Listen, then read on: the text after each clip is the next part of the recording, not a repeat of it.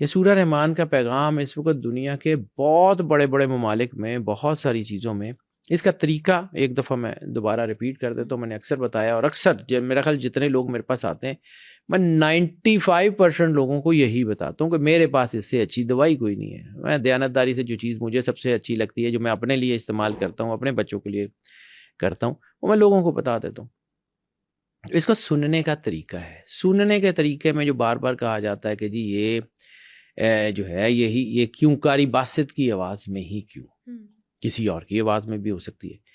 تو میں وہی بات کر رہا ہوں کہ جی ٹرانس قاری باسط نے، مجھے اچھی طرح یاد ہے کہ کلندر پاک نے خود فرمایا تھا کہ 10,000 قاریوں کی قرأت سننے کے بعد میں نے فیصلہ کیا کہ یہ تو یہ جو ہے نا، یہ اس میں خاص ٹرانس میں قاری باسط نے سورہ رحمان کو اس خاص ٹرانس میں، قاری باسط کی بہت ساری ریکارڈنگز ہیں، 8 منٹ کی بھی ہے، 17 منٹ کی بھی ہے، لیکن یہ 20 منٹ اور 57 سیکنڈ کی یعنی 21 منٹ کی ایک خاص ریکارڈنگ ہے. وہ ایک خاص ٹرانس میں وہ واقعی علاج ہے ہر چیز کا.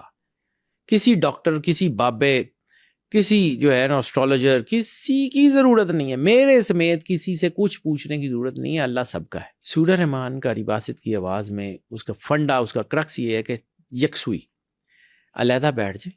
وہی ٹریک سورہ رحمان کا بھی. سورہ رحمان کا ٹریک کہاں سے ملے گا؟ تو یہ آپ تو بہت آسان ہے.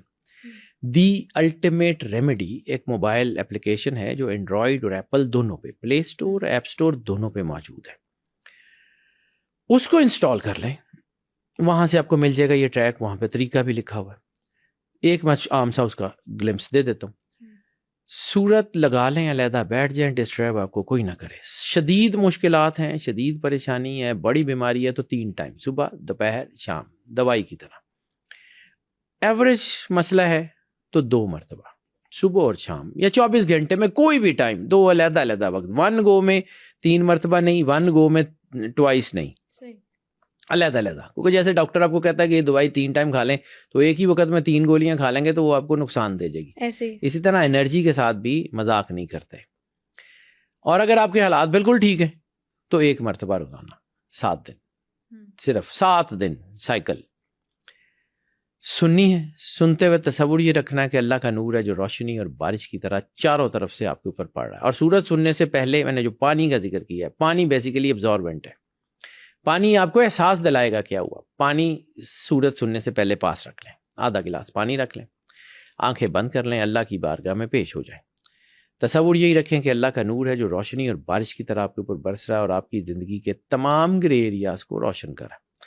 سورت ختم ہو جائے، آنکھیں کھولیں، آدھا گلاس پانی جو سورت سننے سے پہلے رکھا ہوا اس کو اٹھائیں، دوبارہ آنکھیں بند کر لیں. اب بند آنکھوں سے دل میں صرف 3 مرتبہ اللہ کو جتنے پیار، خلوص، محبت کے ساتھ پکارا جا سکتا ہے، دل میں 3 بار اللہ اللہ اللہ کہیں اور وہ پانی پی لیں.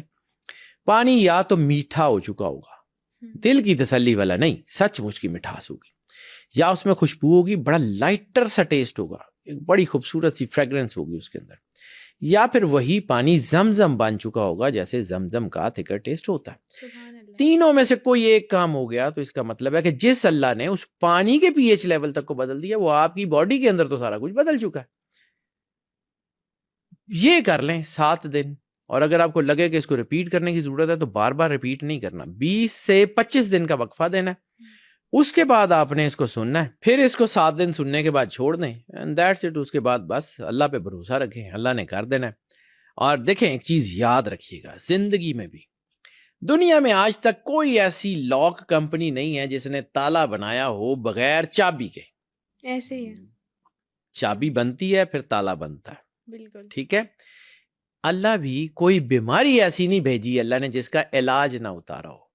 اب وہ علاج ہمیں نظر نہیں آتا، اس میں ہمارا قصور ہے، اللہ کا نہیں ہے. کوئی لا علاج مرض دنیا میں نہیں ہے، چاہے وہ سائیکولوجیکل بیماری ہو، چاہے وہ نفسیاتی بیماری ہو، چاہے آپ کے برین پریشرز ہوں، چاہے وہ گناہوں کی بیماری ہو، چاہے کسی طرح کی کوئی بھی چیز ہو، اللہ نے اس کا علاج بھیجا ہے. بس اس کو علاج کی طرف جانے کی ضرورت ہے. اور یہ علاج انسان، چونکہ انسان کے اندر اللہ کا راز ہے اور یہ اللہ کا راز ہی انسان کو راستہ دیتا ہے.